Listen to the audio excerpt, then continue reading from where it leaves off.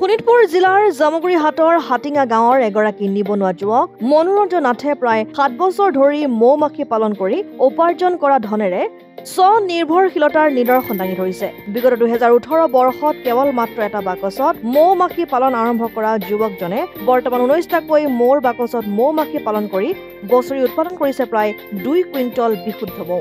উৎপাদিত বিশুদ্ধ মৌ অঞ্চলটোৰ বিভিন্ন প্ৰান্তৰ লগতে ৰাজ্যৰ বিভিন্ন জিলাসমূহলৈকো প্ৰেৰণ কৰি এখন বজাৰ দখল কৰিবলৈ সক্ষম হৈছে। এইসমূহ মৌৰ প্ৰতি কেজি 1000 টকা দৰত বিক্ৰীৰ জৰিয়তে মৌ পালক মনোৰঞ্জন নাথে প্ৰতি বছৰে উপাৰ্জন কৰিবলৈ সক্ষম হৈছে 2 লাখ পৰ্যন্ত টকা। মৌ পালক মনোৰঞ্জন নাথে মৌ পালনৰ বাবে বাকচসমূহ কাঠেৰে নিজ হাতে তৈয়াৰ কৰি লৈ নিজৰ ঘৰতে ৰাখি মৌ-মাখি পালন কৰাৰ উপৰি কাষৰ আত্মীয়ৰ ঘৰতো ৰাখি নিৰাপদে মৌ পালন কৰি আহিছে। ৰুৰেল সেল্ফ ট্ৰেইনিং ইনষ্টিটিউট নামৰ সংস্থাটোৰ অধীনত মৌ পালনৰ প্ৰশিক্ষণ গ্ৰহণ কৰি মৌ পালনত আত্মনিয়োগ কৰা মনোৰঞ্জন নাথ নামৰ মৌ পালকগৰাকীয়ে জানিবলৈ দিয়া অনুসৰি চতিয়া সমষ্টিৰ বিধায়ক পদ্ম হাজৰিকাৰ অধীনৰ ভৰলীপৰীয়া কন্যকা বহুমুখী পামখনৰ মৌ-মাখি পালনৰ পদ্ধতি দেখি তেওঁ বিশেষভাৱে অনুপ্ৰাণিত হৈ বৰ্তমান দুগুণ উৎসাহেৰে নিজৰ মৌ পালনৰ ব্যৱসায় সম্প্ৰসাৰণৰ ব্যৱস্থা কৰিছে। লগতে তেওঁ আন নিবনুৱা সকলোকো এই মৌ পালনৰ জৰিয়তেই স্বাৱলম্বী হোৱাৰ আহ্বান জনাইছে। মনোৰঞ্জন নাথ পোনপ্ৰথমে মই আপোনালোকৰ নিউজ চেনেললৈ অশেষ ধন্যবাদ জ্ঞাপন কৰিছোঁ। লগতে সদৌ অসমবাসী ৰাইজলৈ মই আন্তৰিক অভিনন্দন জ্ঞাপন কৰিছোঁ। মই 2018 চনৰ পৰাই মৌ পালনৰ লগত জড়িত হৈ আছোঁ। ৰুৰেল সেল্ফ ট্ৰেইনিং ইনষ্টিটিউট নামৰ এক সংস্থাৰ পৰা মই মৌ পালনৰ প্ৰশিক্ষণ লৈ প্ৰথমতে এটা বাকচত মই আৰম্ভ কৰিছিলোঁ। এটা বাকচত আৰম্ভ কৰাৰ পিছত দেখিলোঁ যে ই এক স্বাৱলম্বী হ'ব পৰা ধৰণৰ এক ব্যৱসায় হ'ল। তাৰপিছতে মই নিজ হাতেৰে এই বাকচবোৰ নিজে তৈয়াৰ কৰিছোঁ নিজ হাতেৰে, আৰু নিজ হাতেৰে তৈয়াৰ কৰি পেলাই এতিয়া বৰ্তমান এনেকৈ এটা দুটাকৈ কৰি মোৰ এতিয়া 19টা বাকচ বৰ্তমান আছে। আৰু এই 19টা বাকচত মৌ পালনৰ জৰিয়তে মই বছৰি 1.5 কুইণ্টলৰ পৰা 2 কুইণ্টল মৌ মই উৎপাদন কৰিব পাৰোঁ। অৱশ্যে আমাৰ এয়া এপি চিণ্ডিকা মৌৰ উৎপাদনটো যথেষ্ট কম হয়, মেলিফেৰাৰ দৰে নহয়, কিন্তু বাকচৰ সংখ্যা কিছু বঢ়াব লাগিব।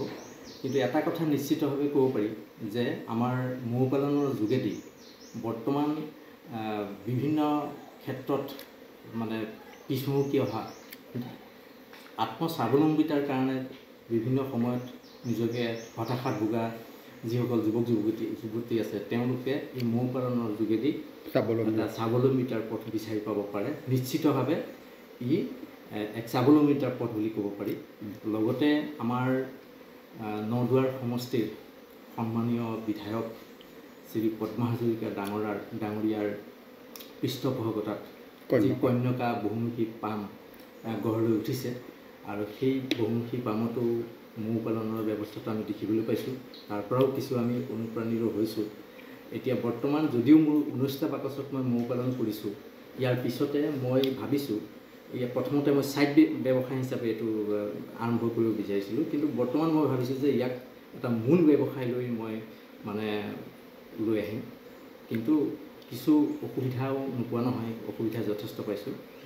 আৰ্থিক কিছু সমস্যাৰ কথা আছে, কিছুমান মেচিন কিনিবলগীয়া থাকে, প্ৰচেছিং মেচিন বা হনি এক্সট্ৰেক্টৰ, স্মকাৰ ইত্যাদি, বা ৱাক্স মম, কুইন এক্সপ্ল'ডাৰ ছেট, এই গোটেইবিলাক কিনিবলগীয়া হয়। গতিকে মোৰ তাৰমানে আৰ্থিক অনাটনৰ কাৰণে, ঘৰুৱা সমস্যাৰ কাৰণে মই গোটেইবিলাক মই আনিব পৰা নাই।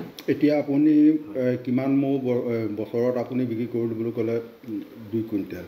হয়, 1.5 কুইণ্টলৰ পৰা 2 কুইণ্টলৰ ভিতৰত। যদি বতৰ বেয়া হয়, প্ৰতি কেজি কেনেকৈ বেচিছে আপুনি? প্ৰতি কেজি মৌ মই 1000 টকাকৈ বিক্ৰী কৰোঁ। আমাৰ এইটো এপি চিণ্ডিকা সম্পূৰ্ণ প্ৰাকৃতিকভাৱে বিশুদ্ধ মৌ, আৰু ইয়াৰ দামটো সদায় বেছিয়ে থাকে, মেলিফেৰাৰ দৰে নহয়। মানুহে নিজে লৈ যায় নেকি? মোৰ ইয়াৰ পৰা ঘৰৰ পৰাই মৌখিনি লৈ যায়।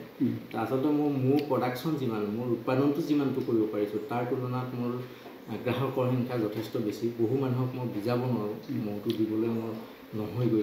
তাৰমানে আমাৰ জিলাখনৰ বাহিৰতো আপুনি?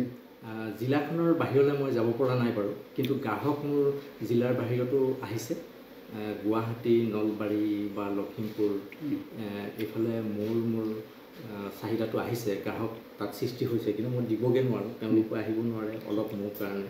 কিন্তু আমাৰ যিটো শোণিতপুৰ ডিষ্ট্ৰিক্টৰ ভিতৰতে তেজপুৰৰ বিভিন্ন ধৰণৰ অফিচ, এগ্ৰিকালচাৰ অফিচ বা তেনেধৰণৰ আমি দিছোঁ, আৰু স্কুলবিলাকত যাওঁ, ডক্তৰ, সৌখিদিনাখন আমাৰ থানাৰ ভাৰপ্ৰাপ্ত আৰক্ষী বিষয়াকো আমি মৌ দি থৈ আহিছোঁ, তেখেতে মৌ খাই যথেষ্ট ভাল পাইছে।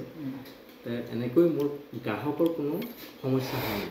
আপুনি গোটেই বছৰটোত এই মৌ বিক্ৰী কৰি কিমান টকা মানে মই 1.5 লাখ মান টকা মই পাওঁ 19টা বাকচত। আৰু সাধাৰণতে বিজ্ঞানসন্মতভাৱে যদি মৌ পালনটো কৰিব পৰা যায়, কিছু আৰ্থিক দিশৰ কথা আহি পৰে। যদি আৰ্থিকভাৱে সচ্ছল হয় বা কিছু চেষ্টা কৰা যায়, লোন চোন যদি ল'ব পৰা যায়, এই গোটেইখিনি বিজ্ঞানসন্মতভাৱে কৰিব পৰা গোটেই সঁজুলিখিনি যদি কিনি পেলাই কৰা যায়, তেতিয়াহ'লে ই যথেষ্ট মানে অগ্ৰগতি লাভ কৰিব। জামুগুৰি হাটৰ পৰা ৰাতুল হাজৰিকাৰ ৰিপৰ্ট, অসম আদিত্য।